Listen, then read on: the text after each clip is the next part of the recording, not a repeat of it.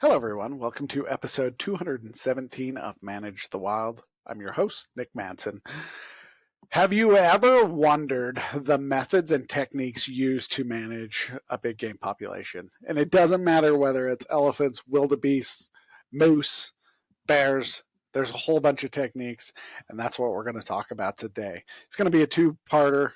I'm going to break it up just a little bit. First, we're going to talk about big game population monitoring techniques, what goes into it, and the reason why they do it.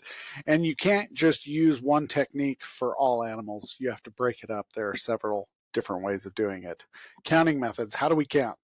Oftentimes you'll see ground-based observations or ground-based surveys where people are driving roads. They're driving certain, here in Utah, we have what's called rabbit routes. They drive a route and they see how many rabbits they had. I've done multiple surveys, birds of prey survey, where we would drive around and we would stop at a point, randomized point, and we would look and see if we observed any hawks, eagles, whatever, crows, ravens, and we would note that, and then we would drive down the road. They also have eagle surveys, but in this we're talking about big game. So some of the surveys that I've been involved in are ground-based surveys where we would just drive up and down a road and glass and try to find as many animals of whatever species we're looking for. Recently, I just did it with a biologist, and we were doing elk surveys. We're doing elk classification, trying to understand how the population's doing before going into a hunt. Also gives the biologist better understanding of what the population's doing to give people who are looking for animals better advice. So we did ground-based observations. Aerial surveys are kind of fun. You can either be in a fixed wing, a plane, or a helicopter. I prefer the helicopter method because you're able to hover and see a little bit better. You're also able to get a little bit closer to the animals, and depending on the cover that you are above, sometimes fixed wing, it's a little bit harder because you are doing turns around a point, where a helicopter allows you to hover a little bit and get a better picture. So there are multiple methods for aerial surveys. Another one that is up and coming that they are improving data, I've seen it done on sage-grouse, is drones. And they use this on feedlots where they are feeding elk or winter feeding grounds for mule deer. They will fly high above them, and then they will take a picture, and it will help them be able to count all the animals. The ones with sage-grouse are up and coming. There's a company, they're trying to develop an algorithm to tell the computer what animal they're seeing and break it up so they can fly over with night vision and be able to tell what the animal is with the thermoscope. And so that's up and coming. It currently isn't that great. I think they have like 20-something% detection rate, but they are increasing as they're getting better. Another method is radio telemetry, or also known as GPS. This is where animals have collars. You go out, and in the wintertime, usually where we're at, we'll go out in the wintertime and you'll dart an animal or you'll net gun an animal from a helicopter, throw a collar on it. It'll have both radio telemetry as well as GPS. The radio telemetry will kick on at a certain time, so researchers are able to find it.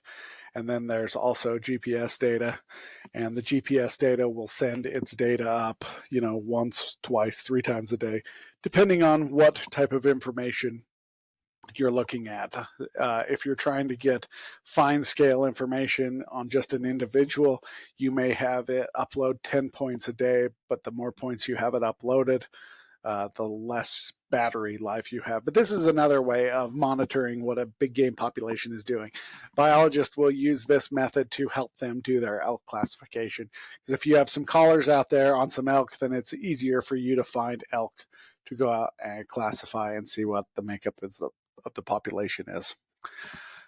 Here's another one that I had a professor who was doing research on ocelots, they're cats, and he was in Costa Rica doing research on ocelots, and they were doing DNA analysis, but it's also been done elsewhere. There are studies with wolverines where they'll take these posts, put some hair catchers, whether they are hooks or nails or something, and it will pull hair off, and they will do DNA samples. And so they are going out and doing a bunch of those. Another one that I've been involved in is coyotes.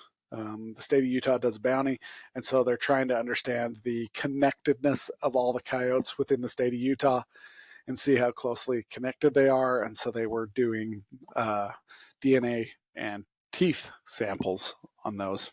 And that helps you find out the animals that are in the area. The wolverine, they would obviously come up to the scratch post, whether they hung bait or whatever, and they would take the hair samples and see what predators were in that area, looking to identify whether there was wolverines or not.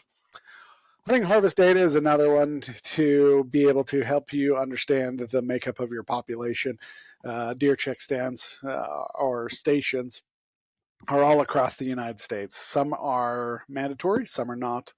The ones I've been involved in, they are not mandatory, but they are highly recommended because they can come in, take a measurement of your deer. They're taking measurement of the antlers. They're looking at the maturity, the age group that's coming in, but they're also looking at that brisket and making sure how fat. It gives them a better understanding of the fat data going into winter. If you got a lot of deer with a lot of brisket fat that's very thick, 10 mils, whatever, millimeters, then your population's doing really good. But if you come in with just 2 or 3 millimeters of fat, you're probably going to have a rough winter. And so all of this information is super important. And getting a lot of people involved in collecting this data. When I was in college, the biologists used to bring a group of hunters, and they would go out and classify as many deer as possible before their antlers started dropping in February and March. So we would go out in January and we would look and try to identify all the males, all the females, and then count fawns as well, or yearlings. And we would like to collect that data to help us understand what that population's doing. And so it gives us a pretty good understanding of how they did going through winter. If you collect that data too early, though, you still have the rest of winter to go through, and some of the area that I live in, some of the challenges they face are not January, but it's March and April. And antlers are dropping by then, so you have a harder time seeing the makeup of that population. Once they get all this data, they collect all this data and they start putting it into the models. But the problem with models is they just have challenges. There is problems built into these models. One is the quality of the data. And I talked about getting people involved. The quality of the data coming in could be not that great. So if you are out classifying, and you obviously know which one's the males and which one's the females, one on deer or elk, one has antlers, one doesn't. But then where you start introducing problems with your data is whether it's a fawn or a yearling, or is it a calf, or is it a cow, and you start to mix the two, because a fawn and a yearling is going to be hard to tell the difference by, depending on the distance. I had a situation where they call it growing fawns. I went out to an area and I classified everything as much as I could classify, and when I came back, I'd almost doubled the amount of fawns, and that's because I was looking at animals so far away I had a hard time telling whether they were fawns or yearlings, and I would just classify them as fawns. So you have some biased data, or you have problems. And then there's complexity. The big game populations, you can't tell them what to do. So you could go out and classify, but then all of a sudden the population will get up and move and leave an area, especially if you're in a state. Like, you can track the movement throughout from northern Utah down to southern Utah and eastern to western. But when you have a population that all of a sudden moves from out of state into state, or into state out of state, so there's some complexity there. You want to issue a certain number of permits to manage that population, but if they step over an imaginary line, the border between Utah and Idaho, then you're going to have a really tough time managing that population. You're going to issue 2,000 tags, but all the animals have now moved into Idaho. So there is some complexity. Behavioral changes, there's always going to be changes, and it's based upon season, weather, as well as disturbance. If you have a lot of disturbance, a lot of building, or disturbance such as what they're facing right now, bringing cattle and sheep off the range, there's that disturbance that's also going to alter their behavior.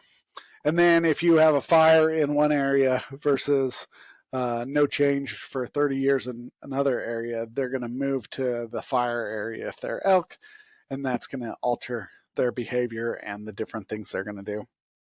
And then another huge one is budget constraints. Now, the state of Utah for the last 10 years or so has been just dumping a lot of money into collars, but they've now got all the collars they want, and so they're starting to pull back on that funding.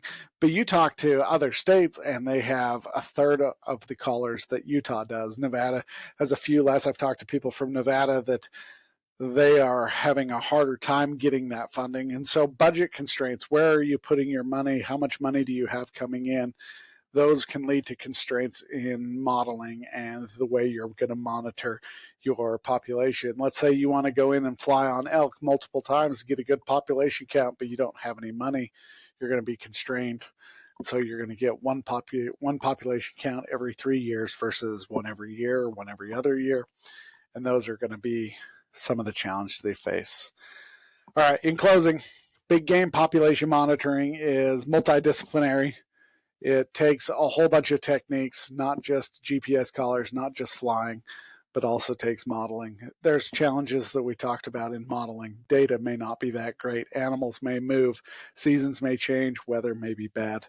And so all of that creates complexity in your monitoring of big game populations. All right, you guys, thanks for watching the video. Hope you guys have a great day. Don't forget to subscribe and share it and stay connected and stay wild.